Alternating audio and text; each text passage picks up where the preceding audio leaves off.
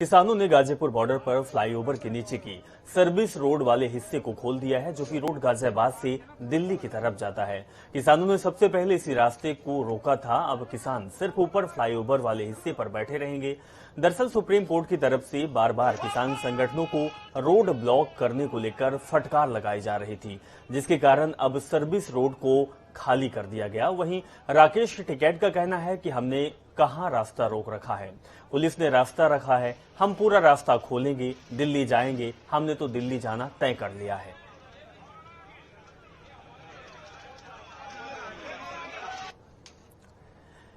ग्यारह महीने से 3 कृषि कानून के विरोध में गाजीपुर यूपी गेट पर धरना दे रहे किसानों को आज सुप्रीम कोर्ट ने सुनवाई करते हुए टिप्पणी की है, जिसमें सुप्रीम कोर्ट ने कहा है कि धरना देने का अधिकार तो है, लेकिन रास्ता बंद करने का अधिकार किसी को नहीं है। जिसके बाद आज भारतीय किसान यानी कि राकेश टिकैत से आगे की रणनीति के बारे में बातचीत की हमारे संवाददाता हैदर अली ने। देखिए।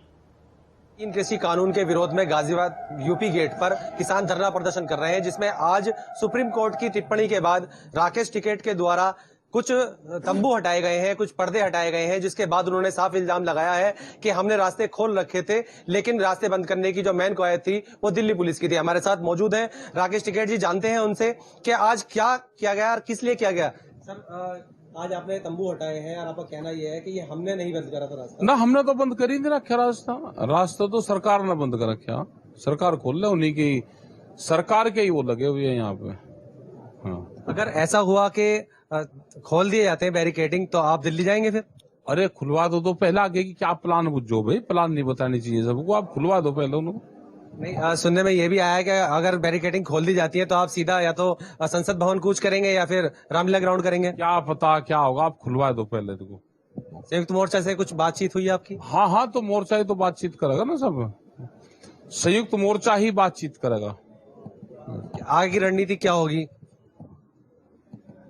ये मोर्चे में बैठ के तय होगी। अभी तो रणनीति क्या है, रणनीति तो यहाँ आंदोलन चल रहा है। अभी तो ये आंदोलन चलता रहेगा जब तक भारत सरकार बात नहीं मानेगी, ये आंदोलन जारी रहेगा।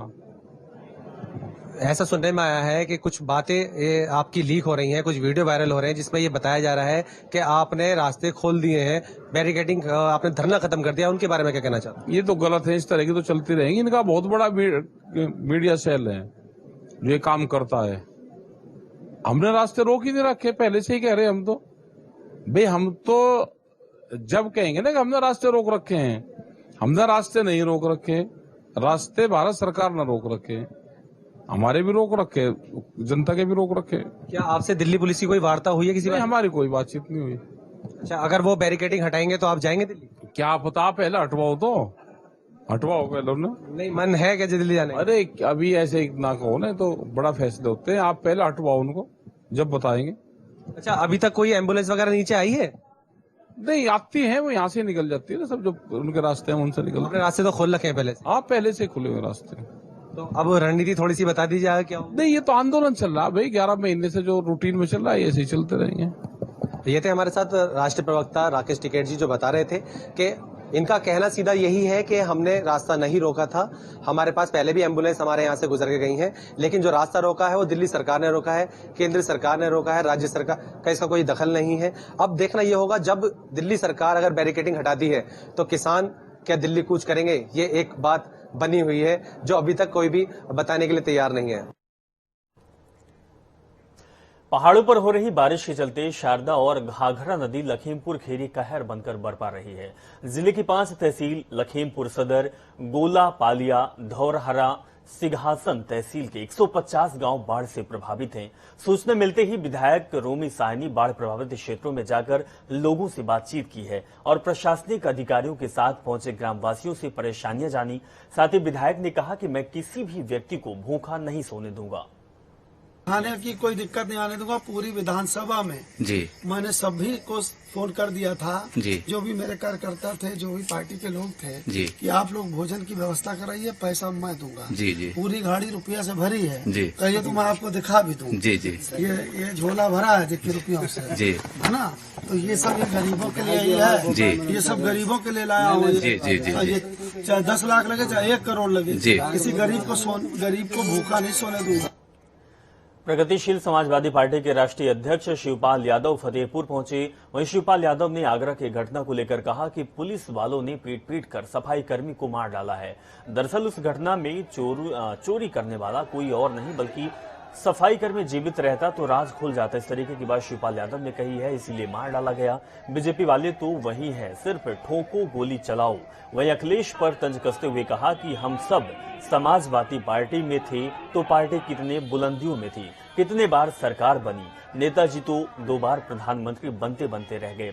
अगर समाजवादी पार्टी और अखिलेश यादव मेरे साथ मिलकर काम करते तो आज समाजवादी पार्टी देश में नंबर 1 की पार्टी होती।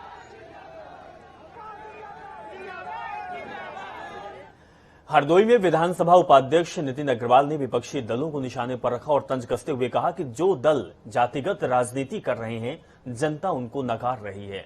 दलों को जातिगत राजनीति से हटकर राष्ट्र के लिए काम करना होगा। अखिलेश यादव पर भी नितिन अग्रवाल ने तंज कसा और कहा है कि वो जमीनी हकीकत से दूर हैं। साथ ही कांग्रेस पर हमला करते हुए नितिन अग्रवाल ने कहा कि कांग्रेस में महिला नेताओं का ही सम्मान नहीं तो देश प्रदेश की महिलाओं का क्या सम्मान होगा। ओम प्रकाश राजभर को भी उन्होंने निशाने पर रखा और कहा कि वे गठबंधन के लिए दलों के पास दौड़ रहे हैं क्योंकि अकेले वो चुनाव जीतने वाले नहीं हैं। मिशन 2022 को फतेह करने के लिए लगातार बीजेपी नई रणनीति बना रही है। कभी बीजेपी की पाठशाला तो कभी महिला मोर्चा को मजबूत करना, तो अब युवाओं का मंथन भी चल रहा है बीजेपी का। बता दें कि गोरखपुर के एनेक्सी भवन में भारतीय जनता पार्टी के युवा मोर्चा के पदाधिकारियों ने मंथन किया और एक कार्यशाला का आयोजन किया। इस कार्यशाला को 4 सत्र में बांटा गया। पहले सत्र में सांसद रवि किशन ने गुरु मंत्र दिया और बताया कि किस तरीके से सोशल मीडिया के जरिए मिशन 2022 को फतेह करना है।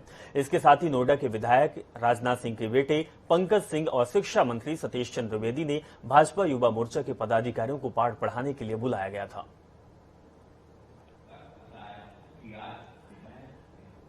देश में आज 100 करोड़ से ज्यादा लोगों को वैक्सीनेशन होने का रिकॉर्ड बना लिया है। इसके साथ ही उत्तर प्रदेश ने 12,21,000 लोगों को वैक्सीन लगा चुकी है। इसी कड़ी में आज के ही दिन गोरखपुर में भी वैक्सीनेशन से जुड़ा एक रिकॉर्ड बना है। जिले में 111 साल की वृद्ध महिला ने कोरोना का टीका लगाया। इसके साथ ही बुजुर्ग महिला जिले की सबसे उम्र दराज कोविड टीका लाभार्थी बन गई है। मुख्य चिकित्सा अधिकारी कार्यालय से दी गई जानकारी के मुताबिक आज छोटे काजीपुर स्थित कोविड टीकाकरण कैंप में 111 साल की बुजुर्ग महिला खुद चलकर कोविड टीकाकरण कराने के लिए पहुंची। उसके साथ उनके परिवार के अन्य सदस्यों ने भी टीकाकरण कराया। रायबरेली शहर में मोतीलाल नेहरू स्टेडियम में अमृत क्रीड़ा महोत्सव का उद्घाटन सूबे के उप मुख्यमंत्री दिनेश शर्मा ने किया। उद्घाटन के बाद डॉक्टर दिनेश शर्मा ने कहा कि अमृत क्रीड़ा महोत्सव एक अनूठा कार्यक्रम है जो प्रदेश के एकमात्र बरेली जिले में संपन्न हो रहा है। इसमें ग्राम पंचायत स्तर से लेकर जिला स्तर तक के मेधावी खिलाड़ियों को प्रतिभाग करने का मौका मिल रहा है। इससे प्रधानमंत्री के खेलो इंडिया का सपना भी साकार होगा। इसी तर्ज पर अन्य जनपदों में भी मेधावी प्रतिभाओं को निखारने के लिए क्रीड़ा महोत्सव का आयोजन किया जाएगा। दिनेश शर्मा ने कहा कि मेधावी खिलाड़ियों को गांव से निकालकर अंतर्राष्ट्रीय स्तर तक पहुंचाने के लिए हमारी सरकार कटिबद्ध है।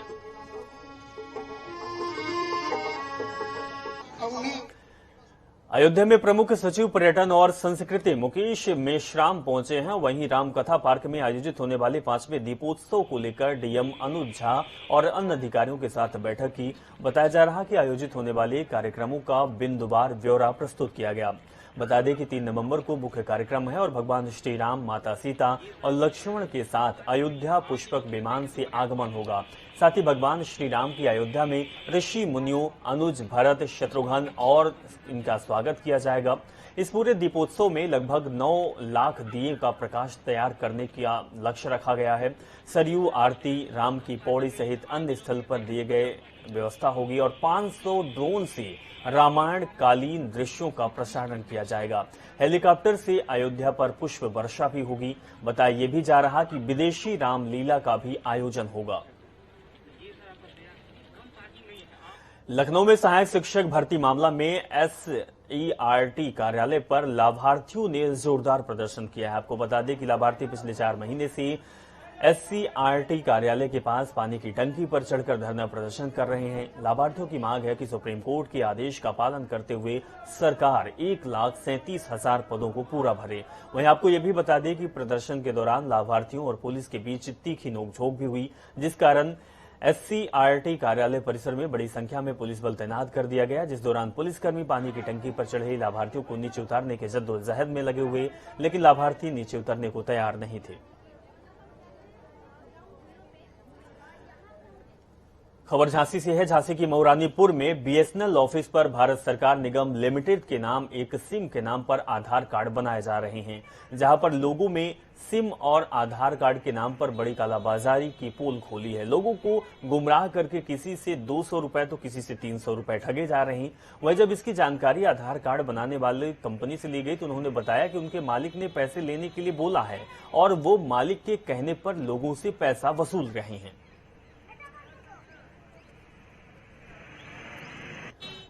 लखनऊ के डीएम अभिषेक प्रकाश ने एक अनूठी पहल की है। CSR की तरफ से बिल्डर्स के सहायक से जनपद के 116 स्कूलों का कायाकल्प किया जाएगा। CSR के तहत लखनऊ के 116 स्कूल कई बिल्डर्स को सौंपे जाएंगे। बिल्डर्स स्कूलों में रंगाई, पुताई, वॉल पेंटिंग, मरम्मत, पानी, बिजली, टॉयलेट आदि काम कराएगी। आपको ये भी बता दें कि लखनऊ के स्कूलों को स्मार्ट स्कूल के रूप में कायाकल्प किया जाएगा। डीएम अभिषेक प्रकाश ने एक बैठक की, जिसमें मुख्य विकास अधिकारी, जिला विद्यालय निरीक्षक, जिला बेसिक शिक्षा अधिकारी और लखनऊ विकास प्राधिकरण से बिल्डर्स भी मौजूद थे। ताजनगरी आगरा में पुलिस अभिरक्षा में अरुण वाल्मीकि की मौत का मामला सुलझता नजर नहीं आ रहा। लगातार सियासी पार्टियों के नुमाइंदे मृतक के घर पहुंचकर उनका हालचाल जान रहे हैं। इसी क्रम में कांग्रेस के पूर्व केंद्रीय मंत्री सलमान खुर्शीद और पूर्व कैबिनेट मंत्री नसीमुद्दीन सिद्दीकी पीड़ित परिवार के घर पहुंचे और परिवार का हालचाल जाना। मीडिया से मुखातिब होते हुए सलमान खुर्शीद ने कहा कि आगरा की घटना इंसानियत के ऊपर बहुत बड़ा तमाचा है और ये पूरी मानव के लिए प्रश्न चिन्ह भी है। कांग्रेस पार्टी जितना फंसा सकते हो फंसा दो। कांग्रेस पार्टी न्याय के लिए लड़ती रही है। कांग्रेस पार्टी न्याय के लिए लड़ती रहेगी। आपने प्रियंका जी को 2.5 दिन बंद करके रखा, आप 2.5 साल बंद कर दो, आप 20 साल बंद कर दो। प्रियंका जी अंदर से संघर्ष करेंगी, बाहर कांग्रेस ही संघर्ष करेगी। हम बैठने वाले नहीं हैं और संविधान के दायरे में करेंगे। शाहजहांपुर में 3 दिन तक लगातार हुई बारिश के कारण किसानों की फसल बर्बाद हो गई। खेत में कटी पड़ी धान की फसल पानी में तैरने लगी। किसानों की आधी फसल तो पानी में बह चुकी थी। शेष बचे हुए धान को बचाने के लिए गांव के किसानों ने नया जुगाड़ निकाला है। पानी में भीगी फसल को सुखाने के लिए किसानों ने अपनी धान की फसल को पेड़ की टहनियों पर रख दिया है, जो कि हम आपको तस्वीर दिखा रहे हैं, जिससे कि उनके धान से पानी टपक जाएगा और फसल हवा में सूख जाएगी। वहीं पेड़ पर भीगी फसल को सुखाने का वीडियो जमकर वायरल हो रहा है।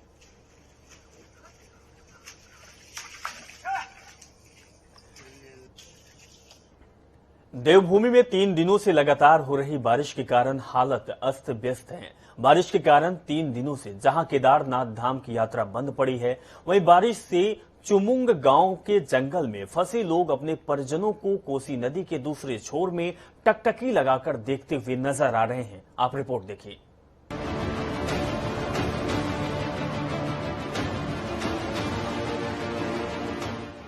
देवभूमि में 3 दिनों से लगातार हो रही बारिश के कारण हालात अस्त व्यस्त हैं।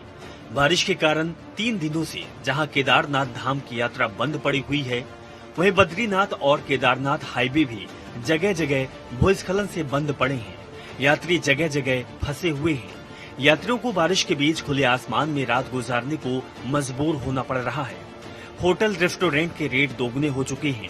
वहीं यात्रियों को प्रशासन से भी कोई मदद नहीं मिल रही है। वहीं बारिश की वजह से पिछले 3 दिनों से चुंकुम गांव के जंगल में फंसे अपने परिजनों को कोसी नदी के दूसरे छोर से परिजन टकटकी लगाकर देखते नजर आ रहे हैं। बता दें कि उत्तराखंड में लगातार बारिश की वजह से कई जगह से तबाही की खबरें सामने आई। वहीं रामनगर से 25 किलोमीटर दूर मोहन क्षेत्र के पार चुंकुम गांव में ग्रामीण फंसे हुए हैं। इन ग्रामीणों के लगभग 2 दर्जन से ज्यादा घर कोसी नदी के गांव की तरफ रुख होने से बह गए हैं। वहीं सभी ग्रामीणों ने चुंकुम गांव के पास से जंगल में पनाह लेकर रहने को मजबूर हैं। 50-60 लोग फसरी बाबू और हमारे अदणिया यशसा यदरबा कोठ है क्या यदरबा के झरागो हमारा बगनिया से अब तो पार फसरी 50-60 लोग 25 घर बहरे हुई और नंचन सब जगह पड़े अब हम क्या करूँ हम यदु दिन हमको नना देगा भेड़नी आ रहे। वहीं नदी के दूसरे छोर पर लोग अपने फंसे हुए परिजनों को लेकर काफी दुखी दिखाई दिए। उनका कहना है कि उन लोगों से किसी प्रकार का संपर्क नहीं हो पा रहा है और वे उनके सकुशल होने की कामना करते हैं।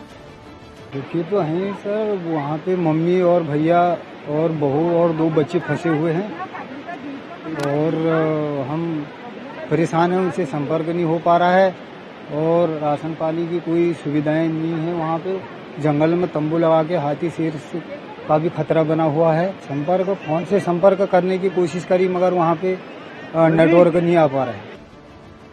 मौके पर पहुंचे पुलिस क्षेत्राधिकारी बलजीत सिंह भाकुनी ने कहा कि ग्रामीणों तक हमारी तरफ से खाद्य सामग्री राफ्टिंग के जरिए पहुंचाने का काम किया जा रहा है। ये चुगम गांव के काफी सारे लोग गांव में ही फंसे हुए हैं जिनका आने जाने का कोई साधन नहीं है। प्रशासन द्वारा इनको राहत सामग्री पहुंचाई जा रही है। जो भी राहत सामग्री प्रशासन द्वारा उपलब्ध कराई जा रही है हमारे द्वारा राफ्ट से उनके पास पहुंचाई जा रही है। किसी भी प्रकार के कोई भी जो भी सामग्री उनको चाहिए होगा प्रशासन उपलब्ध कराएगा।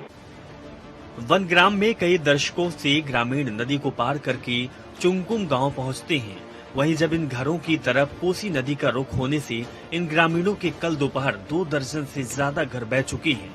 इस क्षेत्र में पुल बनाने की मांग कई दशकों से यहाँ के ग्रामीण कर रहे हैं, लेकिन अभी तक उनकी मांग धरातल पर नहीं उतर पाई है।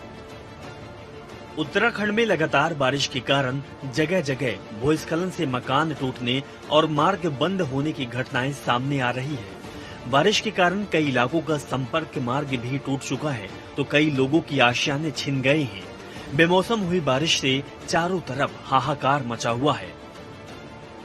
जनता टीवी न्यूज डेस्क से अमन की रिपोर्ट।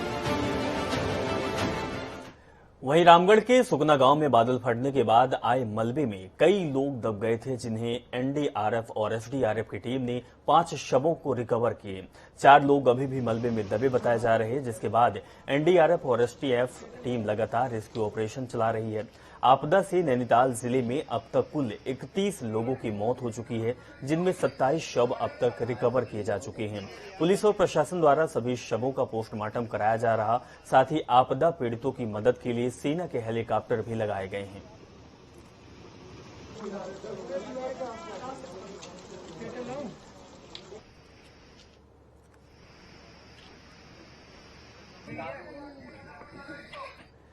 इसी बीच एक बड़ी खबर आ रही नैनीताल से। नैनीताल में आपदा के बाद अब तक कुल 27 शव बरामद किए गए हैं। बड़ी खबर नैनीताल से, एनडीआरएफ और एसडीआरएफ ने आज रिकवर किए हैं 12 शव। 6 शव थलाडी गांव, 5 सुकना और 1 खैरना के पास कोसी नदी से बरामद हुआ है। कुल ओखलकांडा और सुकना गांव से फिर चलेगा सर्च ऑपरेशन। तो बड़ी खबर हम आपको नैनीताल से दिखा रहे हैं। नैनीताल में 27 शव बरामद किए जा चुके हैं और बहुत से लोग अभी मलबे में दबे होने की जानकारी आ रही है। अब रेस्क्यू ऑपरेशन लगातार चल रहा है और कल फिर सुबह से रेस्क्यू ऑपरेशन चलेगा। इसके बाद देखना होगा कि क्या कुछ होगा जो मलबे में लोग दबे हुए हैं।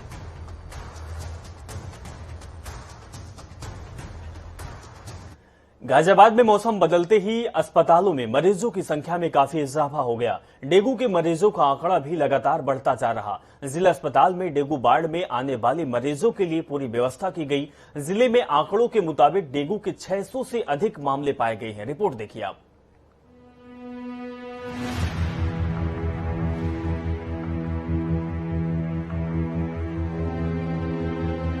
मौसम बदलते ही अस्पतालों में मरीजों की संख्या में काफी इजाफा हो गया है। वहीं डेंगू के मरीजों का आंकड़ा भी लगातार बढ़ता जा रहा है। गाजियाबाद जिला अस्पताल में डेंगू से निपटने के लिए पुरजोर उपाय किए जा रहे हैं। डेंगू वार्ड में आने वाले मरीजों के लिए पूरी व्यवस्था की गई है। जिले में आंकड़ों के मुताबिक डेंगू के 600 से अधिक मामले पाए गए हैं। बता दें कि अकेले जिला अस्पताल में ही डेंगू के 100 से ज्यादा मरीज एडमिट कराए जा चुके थे, जिनमें से अधिकतर का सफल इलाज संभव हो पाया है। आंकड़ों के मुताबिक अब तक डेंगू के मरीजों में 100 से ज्यादा बच्चे भी शामिल हैं।